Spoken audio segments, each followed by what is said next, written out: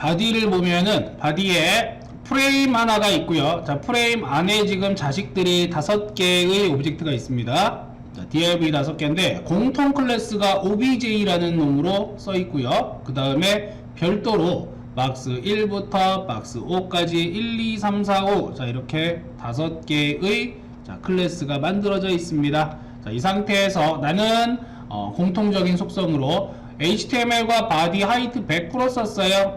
자, 이거 왜 쓸까? 라고 하는 거 한번 생각을 해봐야 돼. HTML과 바디를 100% 쓰는 이유, 브라우저 높이를 다 쓰겠다는 의미가 됩니다.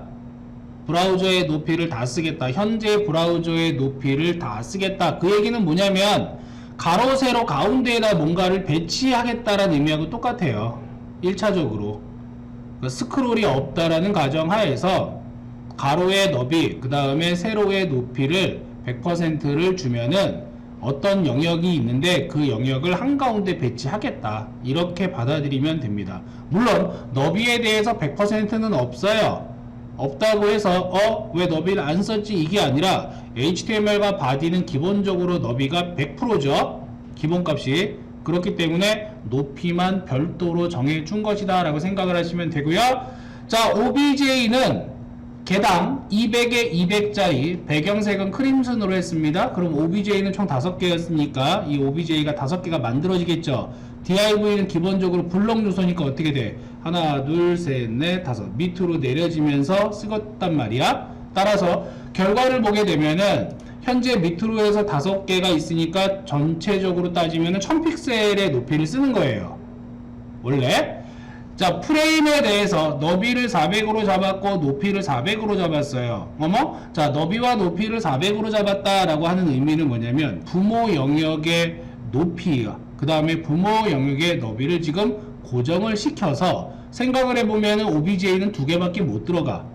영역 안에. 그럼 나머지 3개는 빠져나간다는 얘기야. 지금 부모 영역인 프레임의 배경 색상을 베이지로 했습니다. 여기. 자, 여기서부터 여기까지가 400이고 여기서부터 여기까지가 400이에요. 맞죠? 자, 400 곱하기 400으로 했는데 하나, 2개 들어가고 그 다음에 하나, 둘, 3개는 밖으로 빠져나가는 거야. 이렇게. 하나로 보이는 거는 당연히 마진이 없기 때문에 얘네들 자체적으로 마진을 안 갖는다 그랬죠. div는. 그러니까 여백 없이 붙어 있는 것처럼 보일 뿐이다. 그래서 여기서부터 시작을 합니다. 자, 구성하는 거는 이제 스타일링을 하는데 1번부터 5번까지 어떤 작업을 할 거냐면 모양을 바꿔줄 거예요. 자, 얘네들의 모양을 바로 보더 라디우스를 이용해서 첫 번째 박스의 보더 라디우스 자, 0, 200이에요. 그러면 0, 200이라는 얘기는 좌측 상단하고 우측 하단 같은 경우에는 둥글리게 안 한다는 얘기지. 근데 우측 상단하고 좌측 하단은 둥글게 하겠다. 이렇게 하겠다는 얘기야. 깎겠다. 여기도 깎겠다. 그래서 모양이 자, 요런 모양이 됩니다. 모양 같이 비교해 보시면 돼요. 요렇게 깎았고 요렇게 깎았어요. 그 다음 박스 2번은 이번에 반대로야. 반대로 우측 상단하고 좌측 하단은 0 안 깎고 그 다음에 좌측 상단과 우측 하단을 깎아요. 그러면 이 모양은 여기서 깎이고 여기서 깎이니까 이렇게 되겠지. 맞죠? 모양 나왔죠? 3번은 1번하고 똑같이 얘하고 똑같이 만들 거예요. 그래서 200의 제로를 만들었고요. 4번은 2번하고 똑같이 만들 거야. 그러면 자 0에 200. 자 모양이 그래서 서로 대칭되게 만들었습니다. 얘랑 같게끔. 자 5번은요. 보더 라디우스 50%를 주어서 동그랗게 만들 거예요. 자 1이 됩니다. 그러면 5개의 오브젝트를 각각 모양 변경을 시켰어. 자 이렇게 시킨 다음에 얘를 여기다 올릴 겁니다. 얘를 여기다 올릴 거예요. 그래서 플롯 레프트 모든 오브젝트들을 플로팅을 시켜줘. 자 그러면 당연히 얘는 옆으로 올라가겠죠. 올라가면서 옆으로 배치되려고 하는데 부모 영역의 너비가 딱 얼만큼이야? 400픽셀까지밖에 안 돼. 공간이 모자라니까 세 번째, 네 번째는 밑으로 떨어져요. 5번째는 밑으로 떨어질 거야. 그래서 레프트를 적용을 하게 되면 자, 2번째 게 위로 올라오고 3번째 거 배치가 되고 4번째 거 올라오는 형태가 되고요. 그 다음에 이 원래는 이제 이 옆에 동그라미 들어가야 되는데 공간 없으니까 밑으로 똑 떨어지는 겁니다. 만약에 프레임의 너비가 1000픽셀이다. 그러면 한 줄에 다 들어가겠죠. 1000픽셀이 되면 한 줄에 싹 들어오겠지. 그지? 딱 맞으니까. 그러니까 플로팅의 특징은 뭐예요? 옆으로 가는데 옆으로 가다가 1픽셀이라도 모자르면 무조건 밑으로 떨어지는 성질을 가지고 있어요. 이게 플로팅의 특징입니다. 그렇다면 얘를 플로팅을 했으니까 부모 영역은 어떻게 해줘야 돼요? 원칙적으로는 클리어를 해줘야 돼요. 원칙적으로 플로팅을 하게 되면 항상 클리어 생각하라고 했습니다. 자, 밑에 볼게요. 박스 5번에 대해서 설정을 하는데, 박스 5번은 백그라운드 컬러 골드, 그래서 색깔을 바꿨고요. 보면 자, 색깔을 바꿨고, 포지션 앱솔루트 절대 위치 잡는 거죠. 절대 위치. 자, 앱솔루트. 사실상 앱솔루트를 주게 되면 누구 쳐다봐야 돼? 부모 요소를 쳐다봐야 돼요. 프레임을 쳐다보니까 프레임은 지금 뭐야? 포지션이 없네. 그러면 이 동그라미, 이 원은 누구를 지금 쳐다보고 있는 거야? 기준점이 바디를 기준으로 해서 배치가 된 것일 뿐입니다. 현재는 나는 이놈을 이제 프레임 안으로 들어오게 하려면 프레임은 뭘로 해줘야 돼? 릴레이티브로 바꿔줘야지 기준점을 다시 잡겠죠? 자, 이 상태에서 가운데 배치할 거야. 여기 가운데. 자, 마진 탑 마이너스 100에 탑 50%. 그 다음에 레프트 50%에 마진 레프트 마이너스 100. 절반 0 맞은 준 거죠. 자, 그래서 가운데로 보낼 건데 잘 보세요. 얘를 쓰고 그 다음에 아래 걸 쓰잖아요. 그럼 어디로 와? 전체 영역의 한가운데 와요. 전체, 즉 누굴 기준으로 했어? 지금 보면 프레임이 아니라 바디를 기준으로 해서 배치가 됐기 때문에 자, 50% 위치에 온 겁니다. 자, 넓게 하면 이렇게 되겠죠? 그러니까 내가 원하는 건 이게 아니란 얘기지. 얘는 어디로 와야 돼? 이 안으로 들어가야 돼. 프레임 안쪽으로. 그래서 프레임한테 추가적인 CSS를 적용을 해줘요. 어디 갔니? 프레임에 대해서 포지션을 뭘로 하겠다? 릴레이티브로 하겠다. 그래야지만 비로소 자, 기준점을 여기로 잡고 프레임을 기준점으로 잡고 가운데에 배치할 수가 있게 되는 겁니다. 자, 이제 이 프레임도 가운데로 보낼 거예요. 탑 50%에 마진 탑 마이너스 200 픽셀 해주게 되면 어떻게 내려와? 슉 내려온 다음에 올라가겠지. 슉 내려온 다음에 200 픽셀만큼. 왜? 전체 높이가 400이니까. 이게 가능한 건, 자, 가능해집니다. 가능하죠? 가운데 왔지? 얘가 가능한 게 바로 뭐 때문에? 얘 때문에. HTML과 바디가 100%예요. HTML과 바디가 100%야. 100%로 높이를 잡았기 때문에 가능한 겁니다. 만약에 이걸 쓰지 않았다면 바디는 얼만큼의 높이를 잡게 돼요? 기본적으로 프레임의 높이까지밖에 못 잡게 돼요.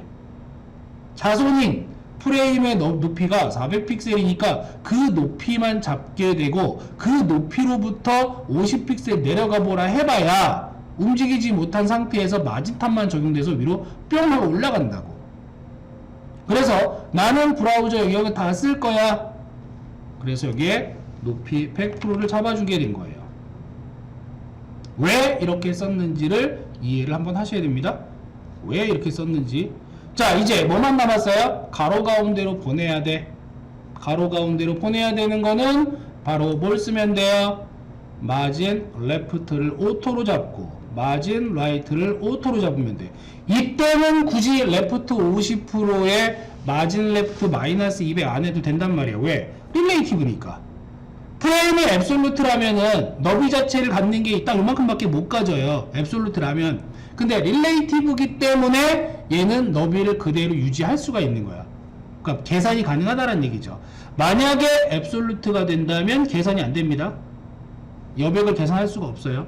그러면 레프트 50%에 마진 레프트 마이너스 200 픽셀을 써줘야 되는 거고, 릴레이티브 상태에서는 마진 레프트 오토를 이렇게 해주면, 그리고 마진 라이트도 오토를 이렇게 해주면 딱 가운데 배치가 돼요. 레프트하고 라이트.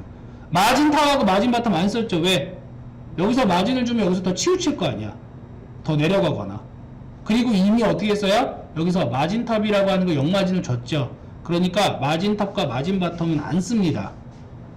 마진 레프트하고 마진 라이트 두 개를 이용해서 가운데 매치를 할 수가 있었더라. 따라서 마진에 레프트 라이트 오토를 쓰기 위해서는 뭐가 안 된다 그랬어? 앱솔루트 계열 안 된다 그랬잖아. 그죠? 앱솔루트 계열 안 됩니다. 너비를 가져야 되고 기본적으로 그 다음에 앱솔루트 계열은 쓸 수가 없다 라는 사실도 알 수가 있어요. 자, 일단 모양을 크게 만들어 주었고요. 그럼 배치까지 끝났습니다. 얘한테 이제 모션을 만들어 줄 거예요. 키프레임 애니메이션 만들 건데, 자, 키프레임 애니메이션의 이름은 N이에요. 자, N이에요라고 했어요. 0%일 때 트랜스폼 로테이트 0° 자, 시작할 때는 회전을 안 하고 100%일 때 트랜스폼 로테이트 360° 한 바퀴 도는 거죠. 그러니까 얘는 뭐예요? 한 바퀴를 뺑 도는 거야. 내가 지정한 시간 동안에. 자, 프레임을 주는데 N이에요라는 이름을 가진 이 프레임에다 안 주고 만약에 여기 오브젝트를 회전하려고 여기다 주잖아? 그러면 얘네들이 어떻게 각각 돌아요. 얘네들이 다 따로 돌아. 그래서 굳이 여기 영역 안에다가 영역 바깥쪽에다가 프레임 영역 하나 만들어주고 프레임 영역을 회전시키는 거예요. 애니메이션의 이름은 N이에요. 시간은 2초. 그럼 이건 무슨 의미야? 2초에 한 바퀴 도는 거예요. 2초에 한 바퀴, 1초에 반 바퀴. 이해되시죠? 1초에 180도, 2초에 360도 반복 실행, 무한 반복 실행을 하고 리니어를 줬기 때문에 등속 운동한다. 선풍기처럼 돈다는 얘기예요. 그래서 자, 이 부분을 해제를 하게 되면은 얘가 이제 돌죠. 이제 돌기 시작하지? 속도를 잘 보세요. 속도를 잘 보시면은 2초에 한 바퀴씩 도는 거기 때문에 내가 더 빨리 하고 싶다. 그러면 어떻게 하면 돼? 더 빨리 하고 싶다면 시간을 줄이거나 각도를 늘리면 돼. 그러니까 시간을 줄인다는 얘기는 1초로 줄이게 되면 2배로 빨라지겠죠. 그죠? 아니면 각도를 마찬가지로 늘리면 2배로 늘리면 2배로 빨라지겠지. 이런 식으로 해서 시간이라든가 아니면은 애니메이션의 어떤 진행 형태를 변경을 시켜줄 수가 있습니다. 더 줄여? 뭐 0.5초로 할까요? 500ms? 그러면 뭐 엄청 빨라집니다. 굉장히 빠르죠? 자, 이렇게 해서 만들어 주는데 여기서 또 하나 봐야 되는 게 뭐냐면 무한 반복을 하는데 이진 속성을 쓰지 않으면 리니어를 사용하지 않으면 얘가 고장이 나요. 이렇게 고장이 나. 돌다 말다 그래. 그래서 리니어라는 걸 일부러 써준 거야. 등속으로 움직이게 하려고. 자, 이제 돌았으니까 뭘 해주면 돼요? 배경을 날려버리면 되죠. 뭐 배경 날리는 거는 애초에 프레임에다가 설정을 했던 배경 색상을 지우면 됩니다.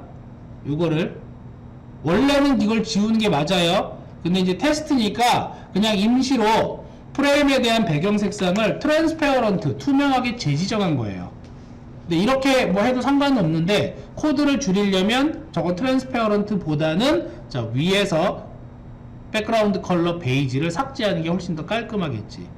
그래서 최종 결과를 보게 되면 자, 이런 식으로 회전을 하는 자, 회전체를 만들어낼 수가 있게 됩니다.